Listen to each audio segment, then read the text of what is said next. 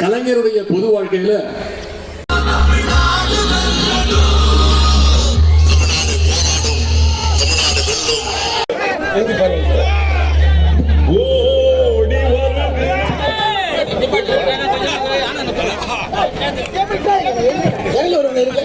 முத்தமிழர்கள்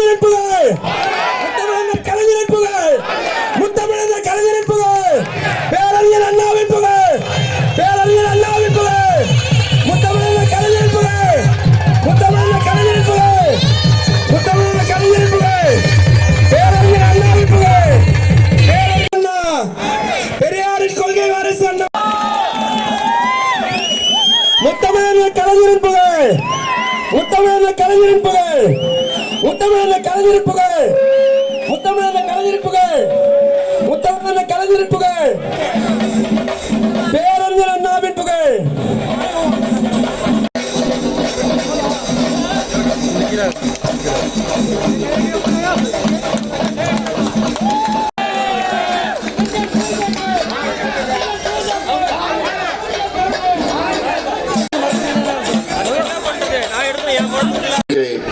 மாண்புமிகு உதயநிதி ஸ்டாலின் அவர்கள் உரையாற்ற அன்போடு கேட்டுக்கொள்கிறேன்.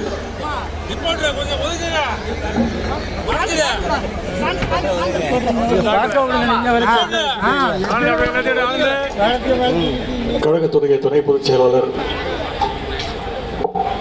நாடாளுமன்ற உறுப்பினர்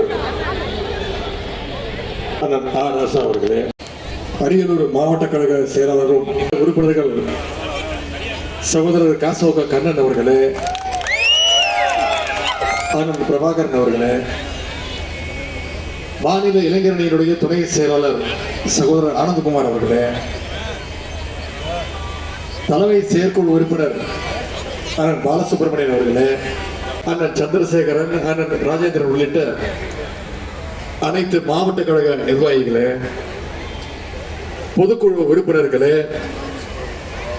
ஒன்றிய கழக செயலாளர்கள் அண்ணன் கலியபெருமாள் அவர்களே, சகோதரர் செந்தில்குமார் உள்ளிட்ட அனைத்து ஒன்றிய நகர பேரூர் கழக வார்டு கழக செயலாளர்களே, நிர்வாகிகளே, மாவட்ட இளைஞர் சகோதரிகளே, தாய்மார்களே, கழகத்துடைய மூத்த முன்னோடிகளே, முத்தமிழர் டாக்டர் கலைஞர் அவர்களுடைய உயிரினும் மேலான அன்பு உடன்பிறப்புகளே, அத்தனை பேருக்கும் முதல்ல என்னுடைய மாலை வணக்கத்தை தெரிவிச்சுக்கிறேன். இன்றைக்கு கழக உடன்பிறப்புகள் மற்றும் பொதுமக்கள், தாய்மார்கள் உங்களை எல்லாம் சந்திப்பதில் மிகுந்த மகிழ்ச்சி அடைகின்றேன், பெருமை அடைகின்றேன். ஆண்டிமடத்தில் இன்னைக்கு பேரறிஞர் அண்ணாவுடைய சிலையும், அது மட்டும் இல்லை, இன்னைக்கு ஆண்டிமடம் ஒன்றிய கழக அலுவலகங்களையும் நான் உங்களுடைய முன்னிலையில திறந்து வச்சிருக்கிறேன். இன்றைக்கு இந்த நிகழ்ச்சி தேவனூர்ல அவருடைய பெயரில் அமைக்கப்பட்டுள்ள நூலகத்தையும் திறந்து வைக்க இருக்கின்றேன்.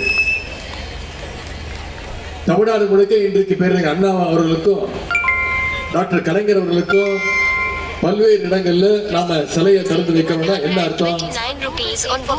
பேரறிஞர் அண்ணாவுடைய கொள்கைகளை, கலைஞருடைய லட்சியங்களை, தமிழ் உணர்வும் திராவிட கொள்கைகளும் ஆழமா வேரூன்றி இருக்கக்கூடிய மண் இந்த அரியலூர் மண். இந்தி திணிப்பை எதிர்த்து போராட்டம்னா அது கள்ளக்குடி ரயில் மறியல் போராட்டம். அந்த போராட்டத்தின் பொழுது அவர் கைது செய்யப்பட்ட பொழுது அவர் முதல்ல அரியலூர் சிறையில் தான் அடைக்கப்பட்டிருந்தார். இப்படி கலைஞர்களுடைய தியாக வரலாறு எழுதிய அரியலூர் மண்ணுக்கு வந்திருக்கிறத நான் உண்மையிலே மிகுந்த பெருமையாக கருதுகிறேன்.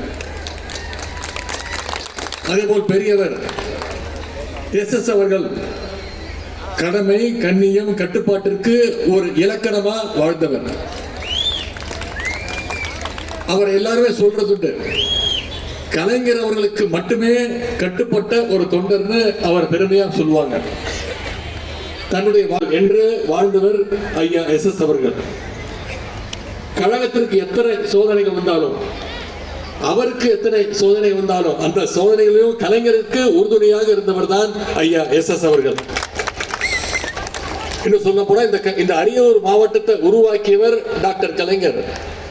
ஆனா அதற்கு முக்கிய காரணமாக இருந்தவர் ஐயா எஸ் அவர்கள் தான். தன்னுடைய வாழ்நாள் முழுக்க மிகவும் பிற்படுத்தப்பட்ட, ஒடுக்கப்பட்ட மக்களுடைய வாழ்க்கை முன்னேற்றத்திற்காக ஐயா எஸ் அவர்கள் பாடுபட்டார். நம்முடைய கழக தலைவர் முதலமைச்சர் அவர்கள் ஐயா எஸ் அவர்கள் மீது மிகுந்த மதிப்பு, மரியாதை வச்சிருந்தார். முதலாக அமைச்சர் பொறுப்பை பெற்று தந்த மண் இந்த அரியலூர். கொடுத்தவர் நம்முடைய கழக தலைவர் முதலமைச்சர் அவர்கள் தான். இன்றைக்கு அண்ணன் சிவசங்கர் அவர்கள் போக்குவரத்து துறை, மின்சாரத்துறையின் இருபெரும் துறைகளுக்கு அமைச்சராக சிறப்பாக செயல்பட்டு வருகிறார். கடந்த அதிமுக ஆட்சியில் பராமரிப்பு இல்லாம ஓடின பேருந்துகள் எல்லாம் இன்னைக்கு படிப்படியா நவீன பஸ்களா பேருந்துகளாக அண்ணன் அவர்கள் மாற்றி காட்டியிருக்கிறார். பேருந்து சேவையே இல்லாத குக்கிராமங்களுக்கு கூட பேருந்து வசதியை ஏற்படுத்தி கொடுத்திருக்கிறார். பழைய பஸ் டெப்போக்களை எல்லாம் இன்னைக்கு புதுசா மாற்றி அதை நவீனமயமாக்கி செயல்படுத்தி வருகின்றார். அண்ணன் சிவசங்கர் அவர்கள் அவருடைய சொந்த ஊரான பக்கத்தில் இருக்கக்கூடிய தேவனூர்ல ஐயா எஸ் அவருடைய நினைவை போட்டுக்கின்ற வகையில் ஒரு நூலகத்தையும் இன்னைக்கு கட்டியிருக்கிறார். அதே போல இங்க தளபதி அன்பகம்னு ஒன்றிய கழகத்திற்கு அலுவலகத்தையும் கட்டி கொடுத்திருக்கிறார். வசதி, பேருந்து வசதி, சுகாதார வசதின்னு இந்த அரியலூர் மாவட்டத்துடைய வளர்ச்சி இன்னைக்கு நம்முடைய தலைவர் அவர்கள், முதலமைச்சர் அவர்கள் அடுத்த கட்டத்திற்கு எடுத்து சென்றிருக்கிறார். அது மட்டும் இல்ல, ஒவ்வொரு குடும்பத்திற்கும் பயனளிக்கின்ற திட்டங்களை முதலமைச்சர் அவர்கள் கொடுத்திருக்கிறார். உதாரணத்திற்கு மகளிருக்கு விடியல் பேருந்து திட்டம், பள்ளி குழந்தைகளுக்கு முதலமைச்சர் காலை உணவு திட்டம்,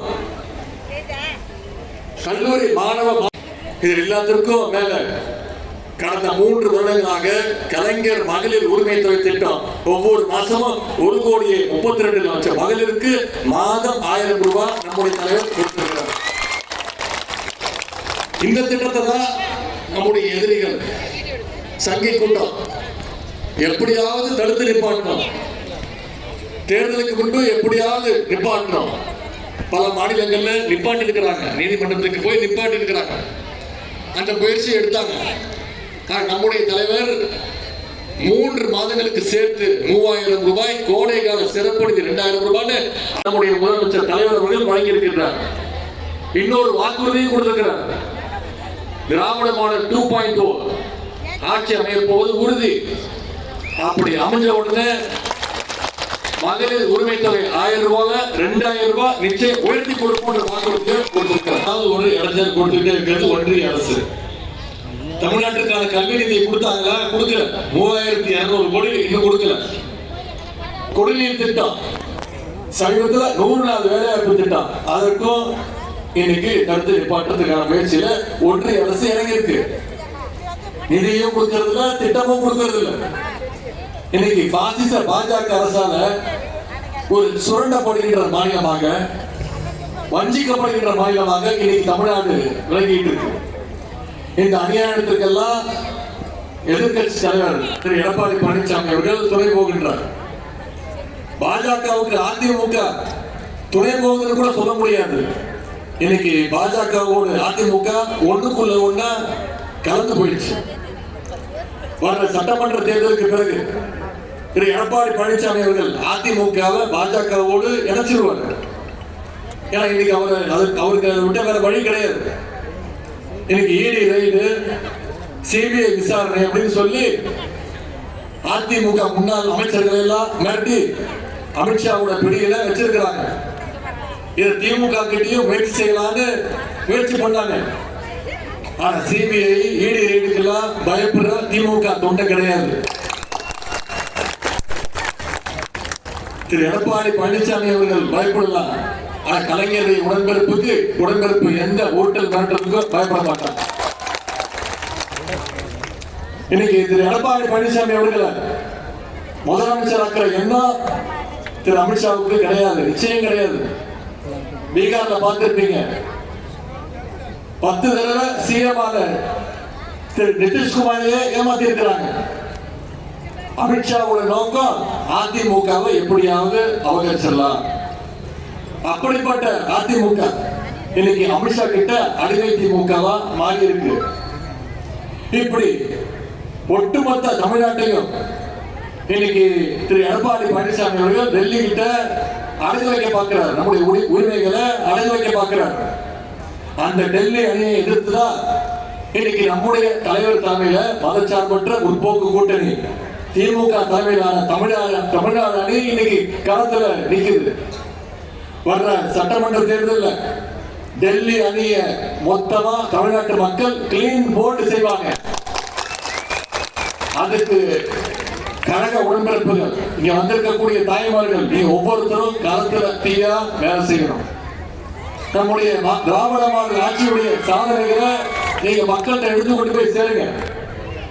பாசிச பாஜகவில், அதிமுகவில் தமிழ்நாட்டுக்கு ஏற்படுகின்ற ஆபத்துகளை மக்களுக்கு விளக்கமா எடுத்து சொல்லுங்க. பாசிச சக்திகள்கிட்ட இருந்து தமிழ்நாட்டை பாதுகாக்க நம்முடைய கழக தலைவர் திரு முத்துவேல் கருணாநிதி ஸ்டாலின் அவர்கள் தலைமையில் தான் நிச்சயம் ஆட்சியை அமைச்சு நம்மளால் தான் நம்முடைய மாநிலத்துடைய உரிமைகளை பாதுகாக்க முடியும். வருகின்ற சட்டமன்ற தேர்தலில் குறைந்தது 200 தொகுதிகளில் நம்முடைய கூட்டணி தலைவர் தலைமையிலான கூட்டணி நிச்சயம் என்று காட்டணும்.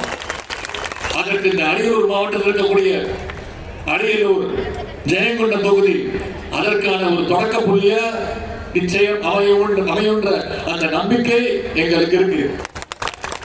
நம்முடைய கழகம் 7வது முறையாக ஆட்சி அமைக்கணும்.